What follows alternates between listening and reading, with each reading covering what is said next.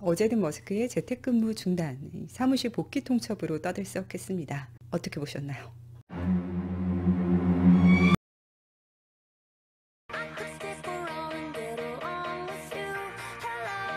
일단 독일에서는 최대 노동조합인 아이주 메탈에서 거세게 반기를 들고 나섰다고 합니다. 기가 베를린이 있는 아이주 메탈의 지역 리더는 이러한 일방적인 요구에 동의하지 않고 반대하는 사람 뒤에는 독일에선 법에 따라 노조가 있다며 든든한 백을 자처했는데요. 독일에는 현재 재택근무 권리에 대한 법은 없으나 워낙 노조가 강해 의무적으로 강행 시 트러블이 많이 생길 것으로 보입니다. 이 기가 베를린은 노조가 없는 다른 테슬라 공장들과는 달리 생산에 들어가기 전부터 기가 베를린 노동자 협의회 구성이 논의 중이었고 또 이미 초기 협의회를 운영할 19인까지도 지정해둔 상태라고 하네요. 자, 그럼 앞서 어제 있었던 이 내용이 뭐냐? 일론이 이틀 전 경영진에게 이메일을 보내 최소 주 40시간 사무실에서 일하거나 싫으면 떠나고 출근이 아주 불가능한 경우에는 그 이유를 직접 검토 후 승인하겠다고 했습니다. 다음 날엔 전 직원을 대상으로 더 자세히 설명했는데요. 실제 동료가 있는 사무실이어야 하며 복귀하지 않으면 사임으로 간주, 직급이 높을수록 더 오래 현장에 있어야 하며 그게 바로 자신이 공장에 그렇게 오래 있던 이유라고 썼습니다. 그렇지 않았으면 테슬라는 파산했을 거라면서요. 사실 이 뒷문장이 핵심이죠. 이를 요구하지 않는 회사들이 있지만 그런 곳들이 최근 기발한 신상품을 내놓은 적이 언제였을까요? 꽤 오래전이죠. 테슬라는 지구상 가장 흥미롭고 의미 있는 제품들을 개발하고 만들어 왔고 또 그럴 것입니다. 이건 원격 근무로는 절대 가능하지 않은 일이죠. 솔직히 저는 공감이 충분히 됩니다. 자, 그러나 직원들은 지난 3월 기가 베를린에서 2층 구조물에 1층, 2층 모두 이렇게 설치된 슈퍼차저가 목격이 됐는데요. 최근 또 다른 2층 슈퍼차저가 기가 베를린에서 또 포착됐습니다. 어떻게 쓰일지 감이 오시나요? 몇 가지 추측 가운데 가장 그럴듯한 건 운송 전 트레일러에 실린 차들을 충전하기 위한 것이라는 건데요. 보통 배송 전 트레일러에 이렇게 차가 실려 나가잖아요. 충전을 해둬야 고객이 다음 슈퍼차저나 집까지 이동하기 편할 텐데 이렇게 1, 2층 동시에 충전을 하는 시스템이면 한 줄로 충전을 했을 때보다 시간이 훨씬 절약되니 기발한 생각 같네요. 역시 뭐든 최적화에는 테슬라입니다.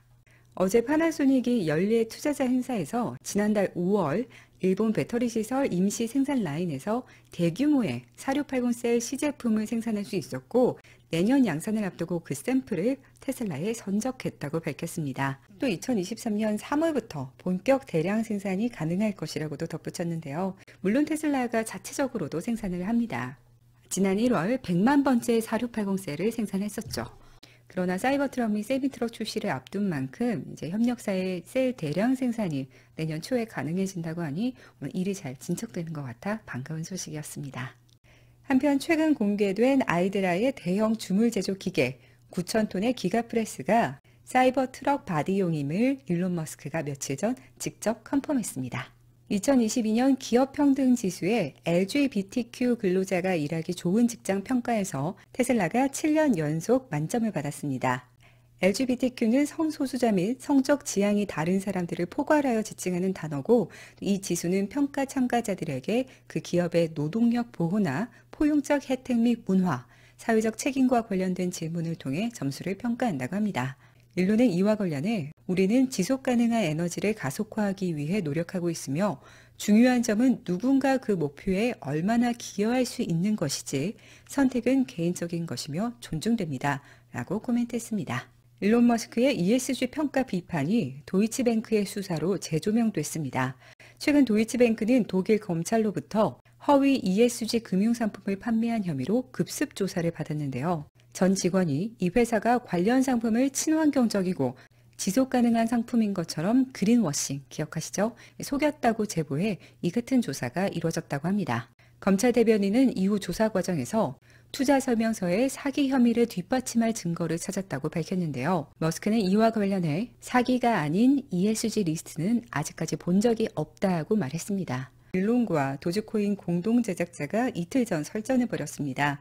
도지코인의 공동 창립자 잭슨 파머는 한 인터뷰에서 머스크는 그리퍼, 작은 사기를 치는 사람이라며 자신의 약속이 언젠간 실현되길 희망하며 비전을 파는데 테슬라 완전 자율주행이 이를 분명히 보여준다고 말했습니다. 또한 일론이 아는 척하는데도 매우 능숙하다며 2018년 일화를 끄집어냈는데요. 당시 파머는 일론에게 트위터 사용자 멘션에 암호화폐 사기가 있는지를 자동으로 감지하는 스크립트, 봇을 작성했다고 알렸고 일론이 이를 받은 뒤 이 스크립트를 어떻게 실행하는지 물었다면서 일론이 코딩을 이해하지 못하는 게 명백해졌다라고 말했습니다. 이에 한 트위터가 버전이 너무 많기에 일론이 왜 실행법을 물었는지 이해가 간다라고 썼는데 여기에 머스크가 답변으로 파머를 반격했습니다. 제 아이들은 12살 때 파머가 보낸 말도 안 되는 스크립트보다 더 나은 코드를 작성합니다. 그렇게 훌륭한 코드라면 전 세계와 공유하고 모든 사람의 트위터 경험을 개선해야 합니다. 자, 그리고 이어 파머는 도지코인 코드를 단 한 줄도 작성하지 않았다는 사실을 항상 잊어버린다고 꼬집었는데요. 파머는 또 아주 단순한 스크립트였다며 많은 사람들과 공유했고 효과적이었다고 또 반격했습니다. 또 다른 도지코인의 창립자는 우리 이후의 사람들이 코드 기반으로 잭슨 파머나 내가 한 것보다 훨씬 더 많은 것을 했습니다. 제 생각에 전 20줄의 코드만 작성하고 나머지는 다 복사했던 것 같습니다. 라고 적었는데 일론은 빌은 참 겸손한 사람이라며 이런 유머 감각과 또 겸손함이 사람들이 도지코인을 사랑하는 큰 부분이다 라고 답했습니다. 네, 영상은 여기까지입니다. 그럼 또 다음 영상에서 만나요.